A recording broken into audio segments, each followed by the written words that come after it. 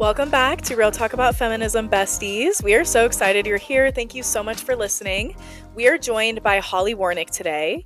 She's a behavioral kinesiologist. She's a mother. She's co-written a couple of books. She hosts her own podcast, and she's so much more than that. But we're really excited to talk with her today. Yeah, we had a really great conversation. Just a trigger warning before we get into the episode. We do touch on sexual assault, self-harm, substance abuse, and we do have a conversation about religion and leaving organized religion. So if any of that is triggering to you, then probably don't listen to this episode, but it's a really great episode and you do not want to miss it. So definitely tune in. Throughout the episode, we talk about the journey to discovering feminism. We talked about leaving organized religion and Hollie's journey with that. And also, we talked about the power of collaboration between women. We talked about so much more, but that's just a little sneak peek for you guys to definitely listen because it's a great episode. She also does have a gift for all of our listeners, so be sure to subscribe to our email newsletter because we're going to be sending that out in the newsletter. We'll put the link in the show notes, so it's really easy for you guys to subscribe to the newsletter. And again, that's only once a week, every Sunday. We will not spam you. So, with that being said, we're going to get into the episode. Enjoy our interview with Hollie.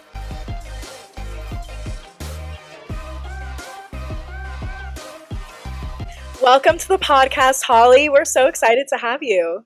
Yes, I'm excited to be here. This is like kismet, beautiful. Excited to be ladies. And when I hear your podcast, it feels like I'm hanging out with you, but it's like not real. So now it is real, and I like that.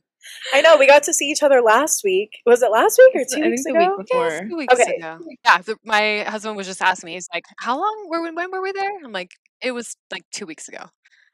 Somehow that recently, time flies, but We're so excited to have you on. You have your own podcast, you're a business owner, you have so much going on. So, do you want to introduce yourself to our listeners and then just like, I don't know, share like some cool things about yourself because you're amazing? oh, that's nice of you. Okay, I'll introduce myself. Amazing, maybe, maybe not, but we'll see what happens, what comes out. So, yes, I'm Hollie Warnick.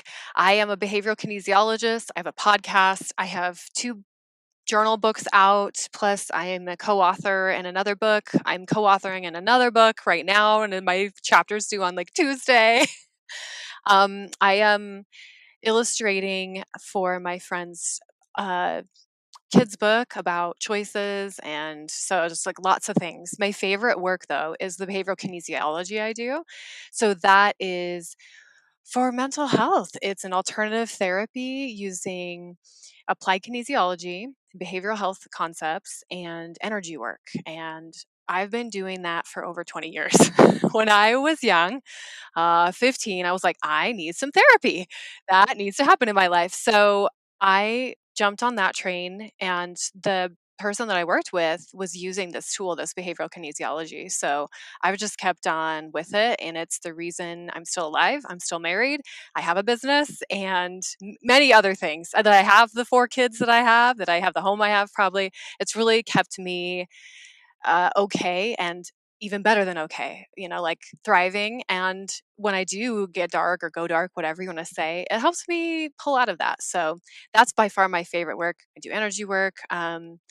I do all sorts of weird things now, like drumming and like sound bowls. And you know what? When we met up in St. George, I was also doing this women's group where my friend is doing a film to bring awareness to sexual trauma. And after we did a little bit of the filming and dancing, we got to do a drum circle, and there was a healing. And so, like, there's so many things that I'm into. I share a lot of it on my podcast, and I'm really into journaling.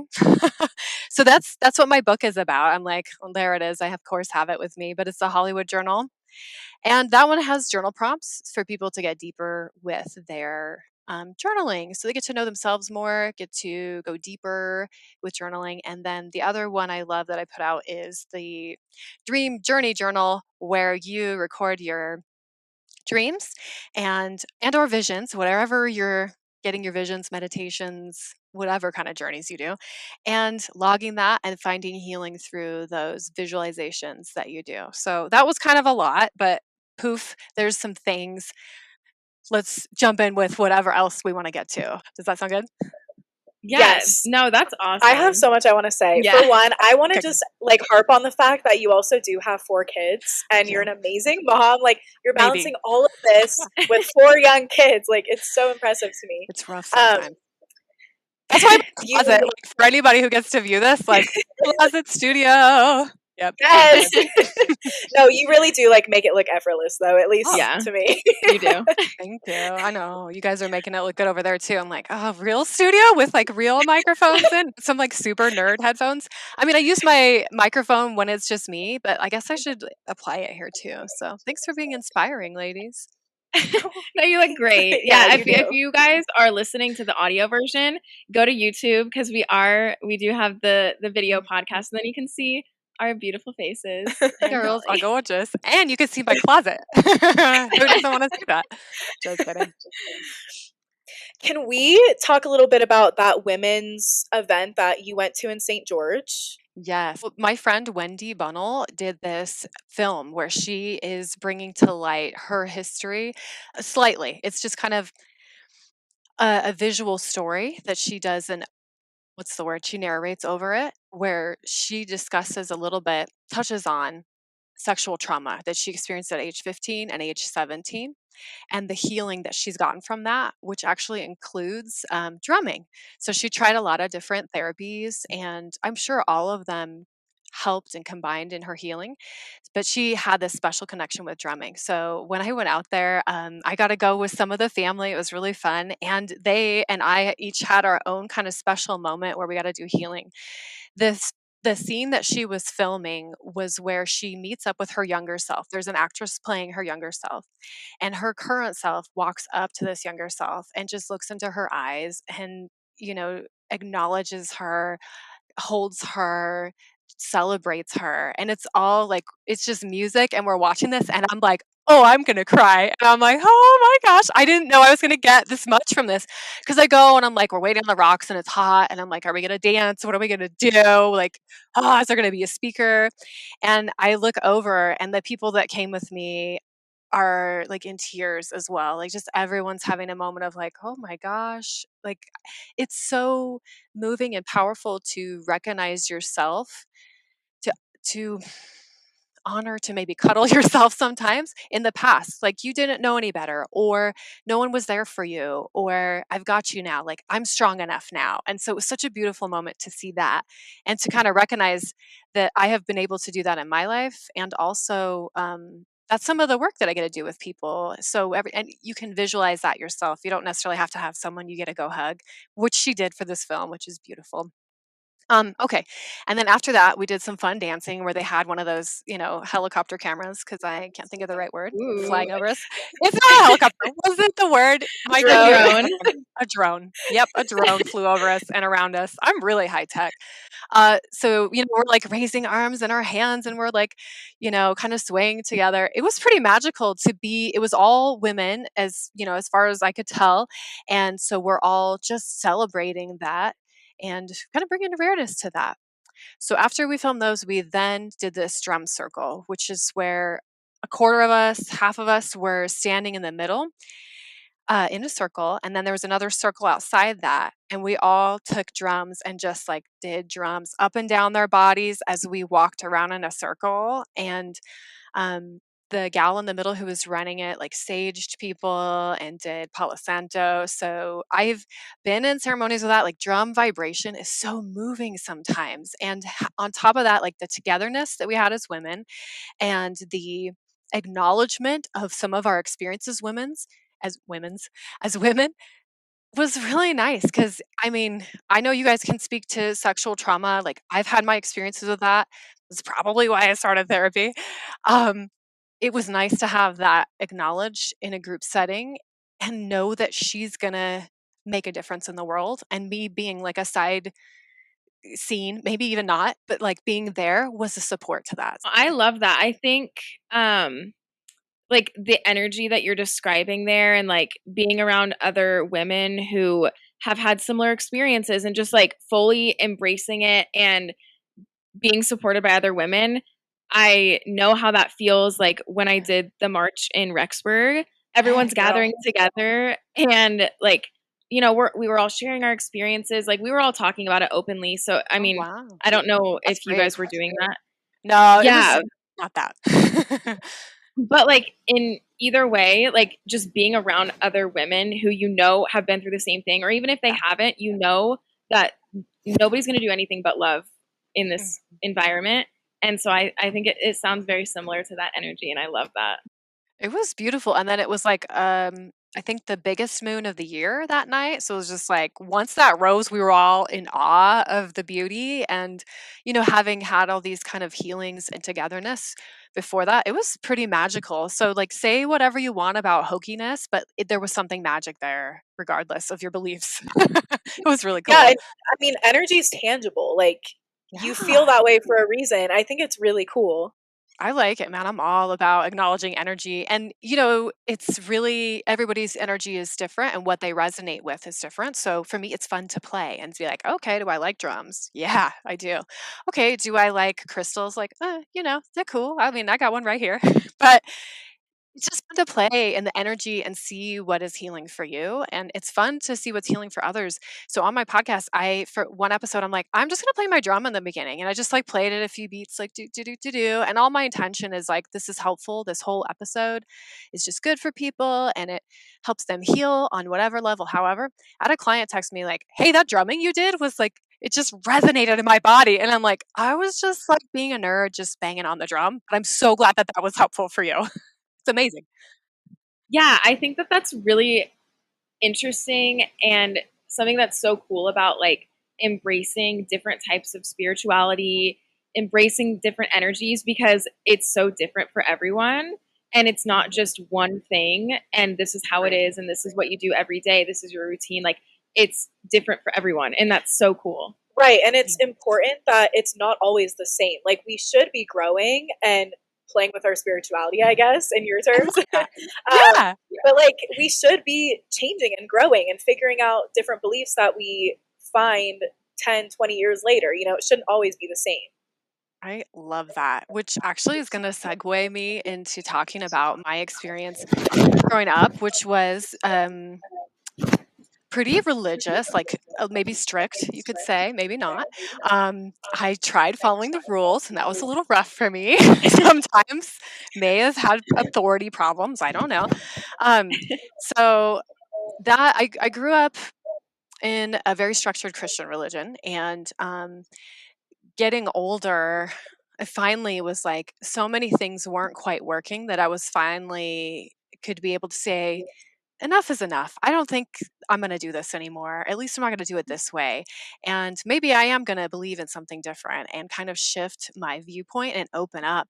And when I was able to do that, I was able to see this patriarchy deal. I was able to see feminism in a new light. So I kind of, this is so, it feels embarrassing, but like maybe there's listeners out there that are really like timid and maybe feel this way. But I grew up thinking like feminism was a bad word. Like I was raised conservative and it was like, okay, and I didn't realize how much of a man's world it was for me. I was just like, yeah, guns. Yeah. Um, man first. I don't know. It's like, sure, you can like open my door, I guess, and everything, but I'll make sure that you have whatever you need first. And I'm just going to follow all these rules. So I took a lot of those rules and tried to implement it to my life. And again, everybody has a different energy and it doesn't necessarily work for everybody else. So I've finally let go of a lot of things. I was really like holding on like the last grips of a lot of these things in order to maybe try to do it right. And I feel like that's a way that we hand our authority out to either an entity or a person. And for me, I've done a little bit of both. An entity can be like a church or a work group or the government or a culture or whatever. And I was like, I think I can just try out my own things. I can like try out a new haircut. I can try out these piercings. And because I grew up thinking, I listened to a prophet that was like, no piercings. And I'm like, oh, okay, I don't understand, but I guess you know something I don't. So I'll just go ahead and not do that. And same with tattoos for me. I love tattoos, but I was just like, okay, I better not get any more tattoos. I'll just hold off. I won't dye my hair crazy colors. I won't just be eccentric. I'll just kind of fit the norm. And I did that for years, and it stopped working. So recently, God, whoever you want to say, is like, get your nose pierced, get your nose pierced, get your nose pierced. And I'm like, no, no, no. God wouldn't say that to me. But I finally did. I mean, he can say it to other people, but like, I don't know. I don't know. I love that you guys inspired me, that you got your nose pierced, that you didn't let those kinds of, I don't know, whatever it is, stop you. You did what worked for you, and you are standing behind that. So I like to kind of maybe practice what I preach. So I don't know. Here I am trying to just see what works. And um, yeah. And so I love listening to your podcast, getting to know feminism more, because I thought it might have been some complaining women. And I'm like, well, I don't need those things that they're saying. I have equality. But when you're in it, when you're in this patriarchy, when you're in, mm, I don't want to be like offensive, but for me, when I was stuck in some really rigid beliefs that I felt like I was trying to be so righteous that I couldn't get out of them. I just couldn't see things as they were. And so it's been really nice to step outside of that and embrace more ideas and be more open, which is actually a lot more of who I am. I'm not about exclusion or determining how other people should live their lives so much. Yeah. And so I love what you guys bring to the table. You're educating me, and I'm so thankful to be on this podcast with you. No, I think it's something that should be talked about more because we grew up in the same religion. So like Yeah. at least I won't speak for Haley, but like I can relate to that on many levels because I remember growing up and going to church and hearing every Sunday, the men have this and the women just stand by and support, and that's our role, is just to support the men. Like we don't wear certain clothes to protect the men so that they don't have bad thoughts and like things like that. And it's like you said, when you're in it and like you're growing up and you're like trying to figure out a million different things, and then this is what's being taught to you, it is really interesting to like try and find your journey with feminism, like growing up. So yeah, again, like I won't speak for Haley, but like that is just something as you were talking, like came to me. Like we were really taught that when we were like 10, 11, 12 years old and even younger. Like, oh, I remember my mom. We'd go to Rocky Point, so down in Mexico every year with our ward, like the church members. And she says to me one summer, "Are you going to wear a bikini?" And I said, "Yeah, I am." And like already, like whoa, whoa, whoa, like what an immodest piece of clothing, or barely a piece of clothing to some people. And she says to me, well, what if like the other dads, like what if some of them are checking you out? And I said, if they're not checking me out, they're going to be checking out like the next girl over. So like it's not up to me. But I mean by then I was like later in high school, so I kind of had a sense of my own. I mean, maybe it was like 18 even, I don't know. And she was kind of like, "Oh, okay." But I would get questions like that and be told that it was my responsibility to dress properly so that men would stay out of trouble. And I'm just like, those fools get in trouble, whatever. Like, it's not my clothes. Jeanette. I remember watching a video in a young women's group where, gosh, it was set in, I don't know, like the early or the late 1800s, just dresses with the neckline up to the chin. And one girl didn't wear that. She went to a church dance, and on the way home, she almost got raped.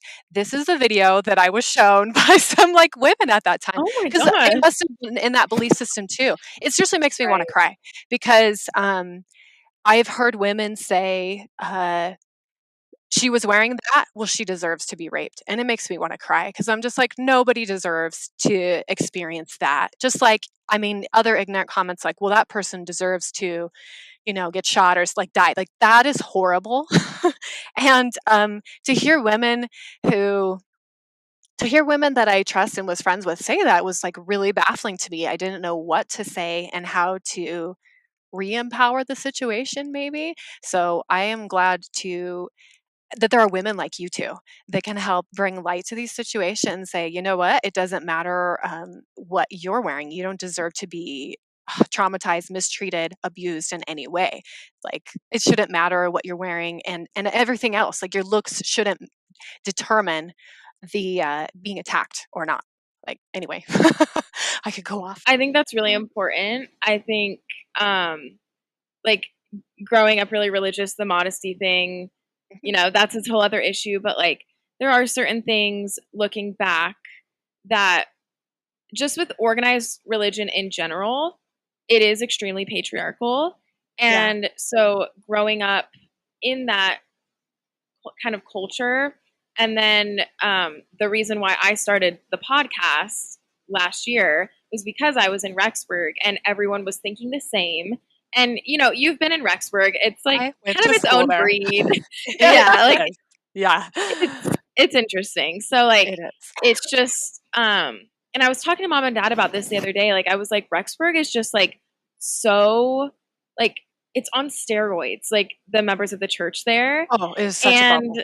Mhm. it's such a bubble. And so Ugh. that's why I started it, because I was like, there are no differing opinions. You can't Mhm. think differently. If you are wearing a crop top or you're wearing shorts above your knees, like you can't do that on campus. Like, it's really Flip-flops strict. when I went there. Was it still that when you were there? No flip-flops?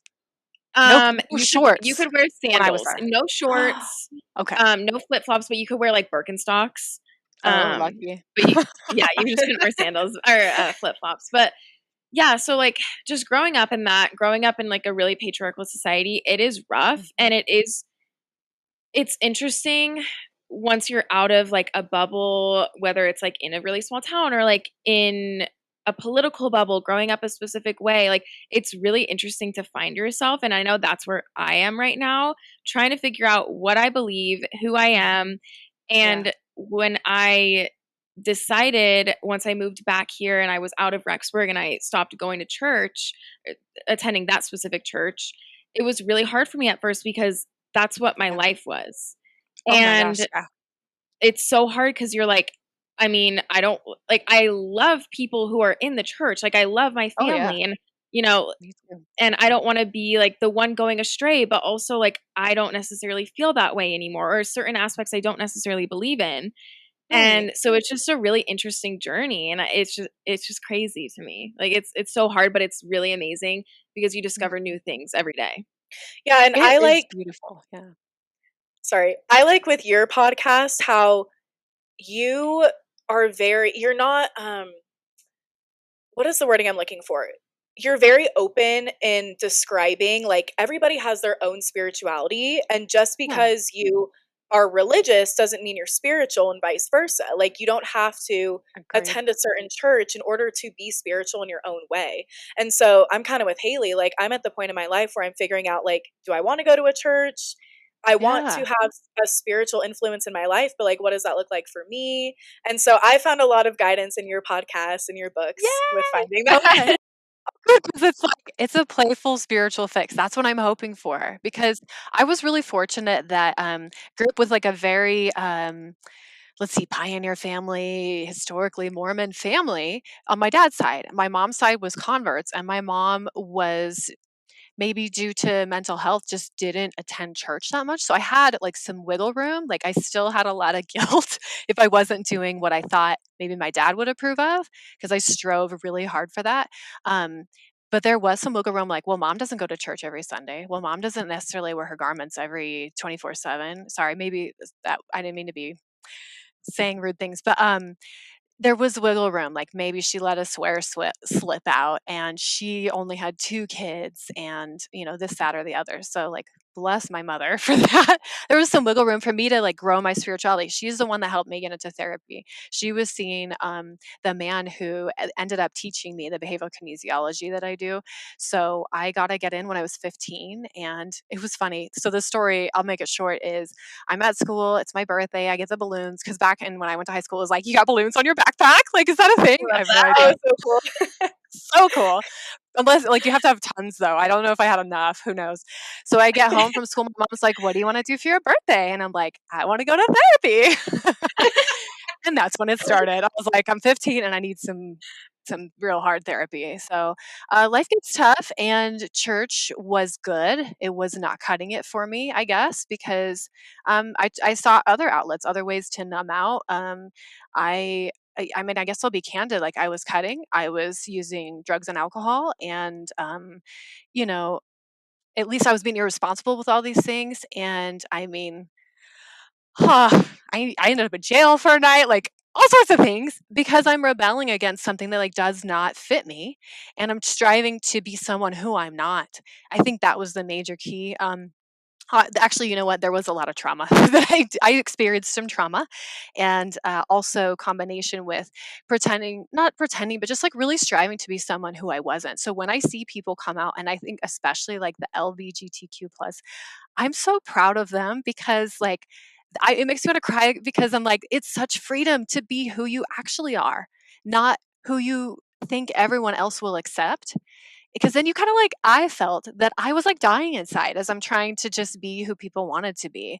And, my inspiration, and it's funny, I was talking to my dad the other day. He's like, he says that people say they get inspired by all sorts of things, and was kind of mocking it a little bit, in my opinion. And I'm just thinking, I get inspired to do all sorts of things. And maybe that's from God. Maybe it's from like my inner heart, but like, I'm going to try him out. And if it's the wrong thing, look, I'll just turn around and like find a new pathway. But I'm going to go ahead and listen to myself when I say like shave half my hair off. I'm going to listen to myself finally when I say get an extra piercing and, get these tattoos. Because for some reason, that's an expression of who I am. And I feel like God really just wants each of us to be who we are and let others be who they are, accepting and loving that from them. So anyway, little lesson there. I didn't mean to get all preachy, but I did. No, I love that. I think one of the things that I have loved in the past year is also just like discovering who I am and realizing that, in my opinion, if I get a piercing or if I drink green tea or if you Right. drink your coffee every morning, like you're not going to go to hell. You're Right? not going to not go to hell. Like if you believe in that, like it's not going to be the end all for you. Mhm. And as long as you are striving to be a good person, and I think I agree with you. I think that God just wants us to be happy, and whatever Yes. that looks like for you, that's what's important. And so I think that's awesome. Oh, message of the day. God loves you. Be yourself. Yes. Exactly. Yeah, So, man. I love it. so when you started therapy, you said you were 15. Mhm. Did that was that like the beginning of what you consider your personal spiritual journey? And like when did you start to find like your feminism beliefs Oh, along that? let's see. So, spiritual journey, I think it's always like I'm always focused on spirituality. And, for up to age 15 or maybe a little before that, it was like, okay, I'm working this church thing. But for me, it was such a personal experience with God. Like, I remember being like, Dear Jesus, could you just hug me right now? And I really felt like Jesus did hug me. I think I was like 10 to 12. I remember which house I lived in. So it Mhm. was like a 10 to 12. Um, so to me, spirituality's always been huge, and as I grew up, I'm like putting things on a shelf from my religion. Like, well, that doesn't make sense that I can't get piercings. I don't know why. I'll just follow the prophet, and some things are really great that prophets say and so forth. Anyway, so I'm putting lots of things on the shelf, and it really, I don't, I, it just breaks after a long time. You put a ton of things on there, so spirituality always been going and getting wider, louder, and larger in my life, where religion was kind of shrinking, and it's just slowly been shrinking. And I was really worried about having a foundation for my kids, something for them to be learning spirituality from. And I was worried that I wasn't going to be enough. Like I couldn't teach them that by my thoughts, deeds, well, not my thoughts necessarily, but by my deeds and actions. I was thinking I'm not enough to show them how to not necessarily be good people, but to feel that there is a higher power that loves them unconditionally. Because, like, I guess bless my soul, but I'm a kind of a conditional person. Like, I try to not be right, but I'm saying, like, go clean your room. If you don't clean your room, you can't come out. Like, what does that tell your kid? I don't want you around unless your room is clean. Who knows what messages I'm Right. giving my Yeah. sweet children? But so I really was concerned about that, and so tried to force myself back to church. My husband stopped going years ago, and I was like trying to not be a martyr about it, but in my religion it was like, "Oh, you got to even if your spouse doesn't go, just like we'll help you and like bring your kids and we feel bad for you." And after all, I was like, "Don't feel bad for me." Like, no, Yeah. it's just it is what it No is. pity. Yeah, and I honestly, I think COVID was kind of like the excuse to finally be like, you know what? I don't have to go. I don't have to go. And really haven't been back since. So that is interesting. I kind of kept that to myself for a long time because I was worried about it. And so, okay, I think once I really let go of going to my one specific religion, that's when I could see patriarchy, and that's when I could allow feminism to like blossom. And I'm like, why didn't I think of this sooner? Like, why? um, because there's such magic. I have my friend, another writer. She actually wrote a book for people who are in the LDS Church. It's called The High Priestess: A Wolf in the Lion's Den. It's a really, I think, good read.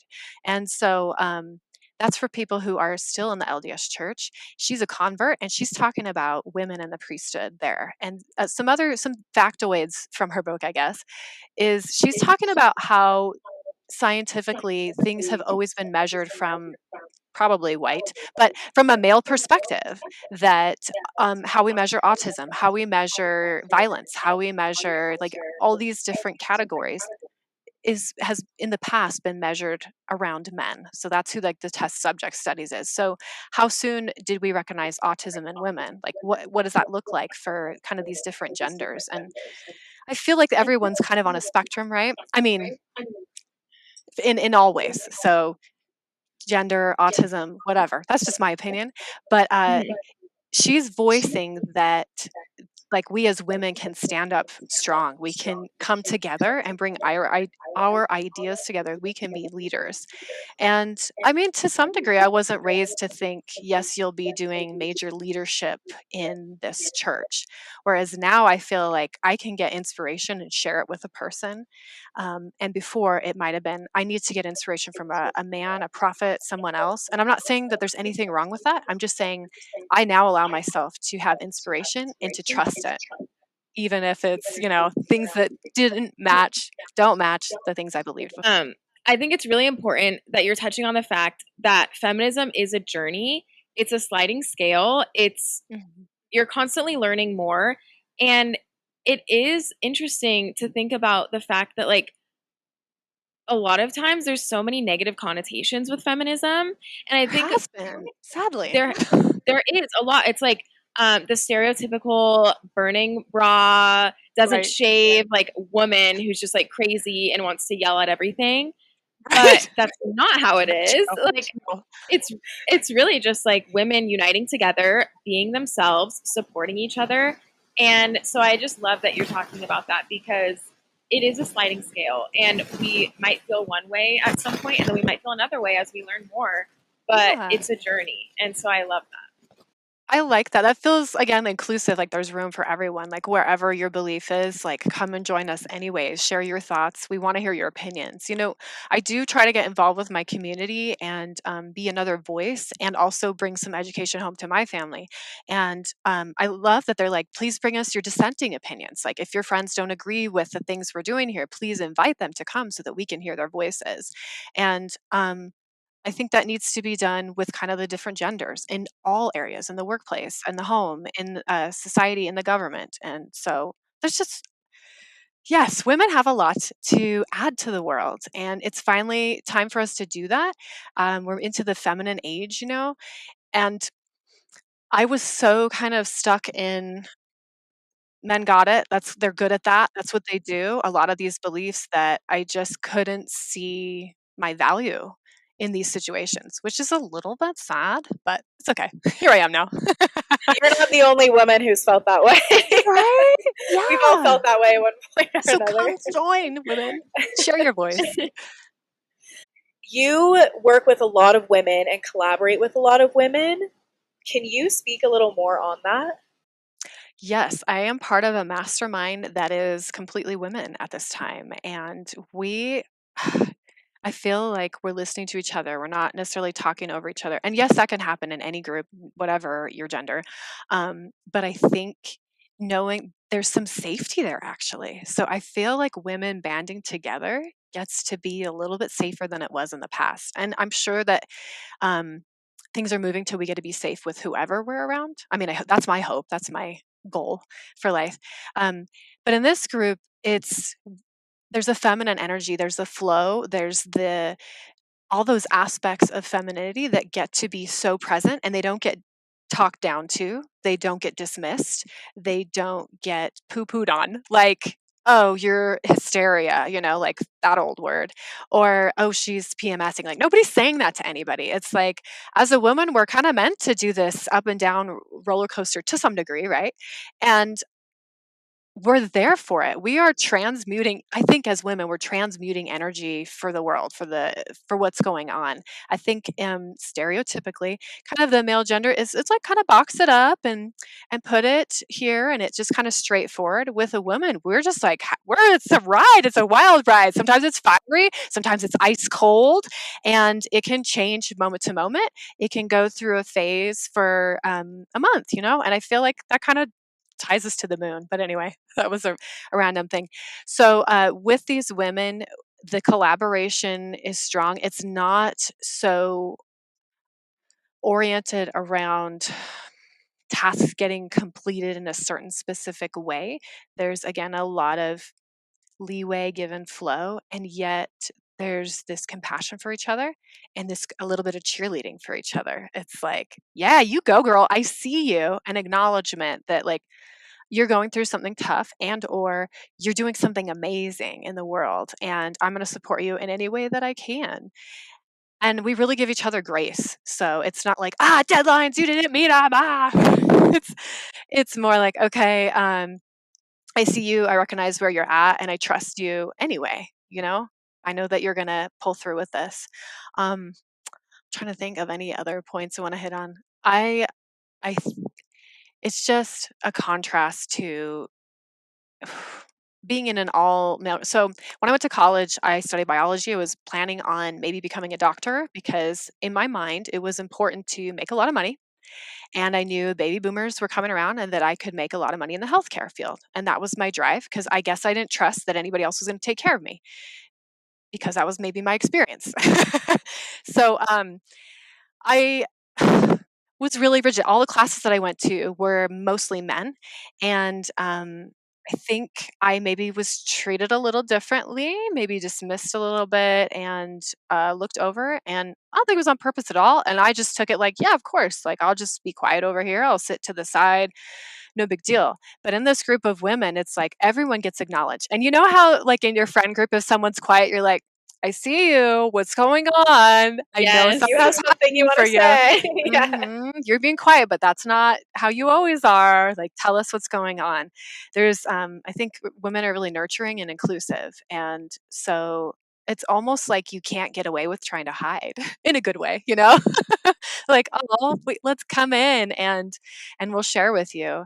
I haven't seen anything catty. I think that women are communicative and want to work things out. Not that men don't necessarily want that either. We just kind of do it differently. It's been really fun to be in this all women's group. So I I love it. love that you brought up how like women are more cyclical and men are like a man's world is just like kind of straight, because we did an episode on this with Rini from Love Your Moon Cycle, and she Yes. talked about the difference between feminine energy and masculine energy, and how Mhm. feminine energy is much more like creative and free flowing, Oh, and yeah. masculine energy is way more like organized, rigid, this is the way it Yes. is, kind of Structure. boxed in. And so it Mhm. is interesting that like as you're working with all women, you're seeing this play out. And Oh, it yeah. just sounds so nice. Like that's the way Yeah. it should be. It truly is. I think that's what's beautiful on your podcast is that you have that synergy with each other. There's an ebb and flow with each other that really complements each thing. And again, that can be seen other places, but like there's something special about women coming together and sharing their voices. I think that was missing from so much of history. It seemed like there was one woman who had a voice out and then her book was burned, or she was burned at the stake, or she was maybe shot at, like Malala, like all these women are marginalized. And I think it's gotten a lot better in the United States, but in other countries, it's still terrible and horrible and, you know, tragic, frankly. So here, yes, like let's bring women together so we can maybe be that example. And as maybe a woman group is reach out to other women's group. I have friends that go to this is beautiful. I just want to share. She goes to Bangladesh and she brings, what are they called? The Diva cups and whatever off brand, because they are like shut away when they're on their period. They're like, you don't come out, you stay in this special place, you're not invited. Which on the one hand, if that was like celebratory and like, hey, relax, be calm, cool. Right. We'll pamper you. Yes, I like that. But this was like, you get out of society while you're bleeding. And it's like kind of offensive. So anyways, just as we get together as women, we can make such big changes. And it's happening. And we want it to keep happening. Yes, I love that. It's like, even in just like the past year, women are standing up. I mean, we see with Roe v. Wade, like there are so many women who are out there protesting every weekend. They're out there with their signs, like, and even not just with Roe v. Wade, but like just other things, like in the workplace, in the family unit, like women are standing up and speaking out. And I think a lot of men are really welcoming and want to lift women up too. Like, I just think it is our time. We're standing up and it's so powerful because we're all part of this movement together. Mm-hmm. Yeah. All people, all genders, all countries, hopefully. We're working on it. Well, Hollie, thank you so much for coming on. Is there anything else you want to add? Yeah. So I have a little kind of gifty. So it is a meditation and it just is you just listen to it and it's kind of like you get to go through on the meditation. It's a guided visualization just to bring some healing to people. And so just wanted to give that. And I guess also I want to share with you gals and listeners that I actually do live healings on my Instagram, whether that's if you want it to be dream interpretation or if you want it to be this other work that I do, this forgiveness work. It's free and it's 30 minutes. You can either watch it or you can participate with me. So everyone is welcome. You had me at forgiveness work. I might have to take you up on that. Yeah, it moves mountains. So do you want to share like your socials or if you have a website, like where can people find you so that they can find your these books, resources? your podcast, yes, we want everything. Yes. Okay, so I think the easiest way to me is like Instagram. Okay, so hollie.warnick on Instagram. And I'll send you that for the notes if that works. It's if you go to my link on there, it's got my books on there. It's got my coursework that goes with the dream journal and all my other links to my podcast and so forth. Let's see. And I also have a TikTok, which is just me being goofy and silly. And I invite you to my podcast. That's where I'm real authentic and maybe awkward sometimes, maybe cringy. I don't know. I think my husband said to me once, he's like, that journal reading was a little bit cringy. And I'm like, yeah, probably was. I just keep it real, apparently. No, I don't think so. Like, I just think it's like being authentic. Yeah, I love it. I love listening. Oh, good. Because I'm just like, I want people to be able to like be themselves. And I read those journals sometimes and I'm like, I'm pretty sure I was holding back here too. Like I was censoring this to like match what I thought I needed to be for my religion, for me being a woman and so forth. But anyways, inviting people to be authentic, seeking truth, being playful, and I want people to be comfortable in their skin. So if that sounds good to listeners and viewers, come join me in my world and let's play. Awesome. You guys heard her. We will put everything in the show notes so people can easily find you. Thank you so much. Again, this was so fun.